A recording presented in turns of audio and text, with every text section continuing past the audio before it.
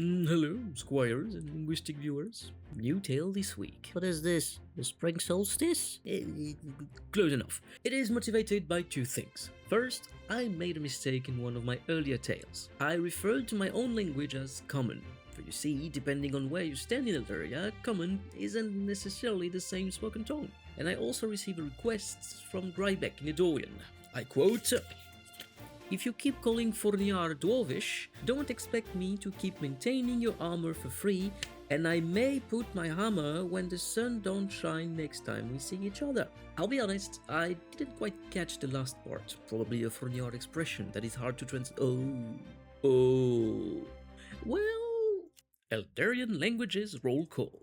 Whenever I say that a region speaks in a certain language, know that I refer to the most spoken of all of the possible languages. You may very well encounter dialect or regional speech as well as the aforementioned tongue. But if I have to go into details, this tale is going to be boring and 2 hours long. None of us want that.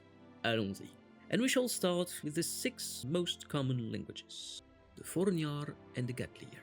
There isn't such a thing as a Dwarvish language, but there are, however, 2 major dialects that are pretty similar that coexist in Elderia. The Forniar is spoken in the south of Tirishfol, especially Klafia, as well as Strakenville and Yerusted. Most of the sedentary Dwarven tribes use this tongue. Gatlier, on the other hand, is used by the nomad tribes, particularly in the frozen waste and the city of Hisson.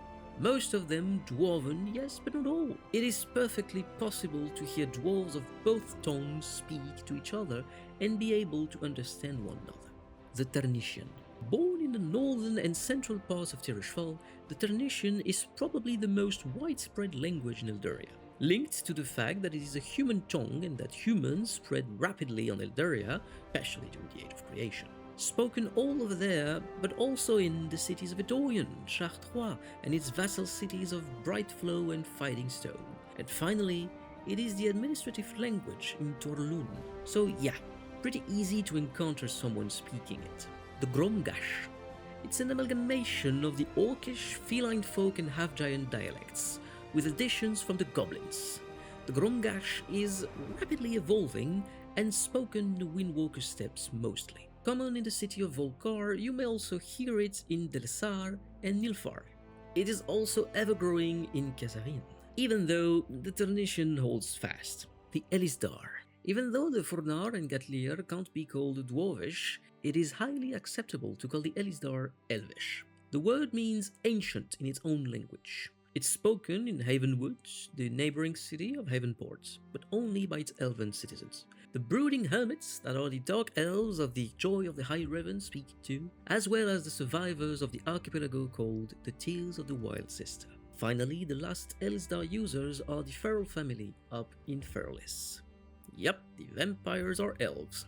The Avalier. Spoken in Avalor, Kimblevale, and what's left of the old Avalor, the Avalier is also spoken by a non-negligible part of Edorian's elite. It also once was the language spoken in the Majocracy that fell during the Scale Scourge. Finally, the people of Ferlis speak it as well. Now, rapid fire round, because we still have a lot to do. Ngtala, birdfolk tongue, spoken here, the floating isle near Torlun, and there, the Isles of a Thousand Roses. The Druidic, spoken nearly religiously in all Druidic circles in Elderia, doesn't have a fixed location, but it is connected to the Ferric, spoken by the denizens of the plane of existence known as the Greenery. It is a language spoken by fairies, fauns, and woodland spirits. The Draconic, spoken in Kerdrakar, by the Dragonkin, and the isle known as the Scourge's Rest, where live a couple of lizard folks and monkeykin tribes. It is also strangely connected to the Arcane, the Giant. Language of the first Wardens of the world, it is also spoken by elemental creatures.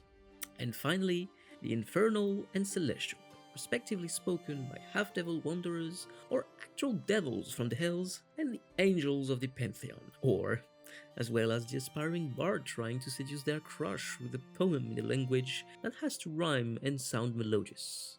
But I've kept one secret, because, well, I can't really tell about it. All I am at liberty to say is that the depths of the oceans are not devoid of life, and they hunger.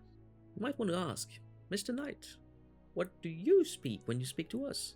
Well, see the brooch near my cape? has a rune on it. This rune allows me to speak a language that you can understand, but my reference is the Avalier, because this is where I come from. If you feel like using these many languages in your home game, feel free to use my tale on a homebrewed rule to manage languages that you can find right here. And if you want to know more about Elderia, you can always become a squire by hitting the subscribe button.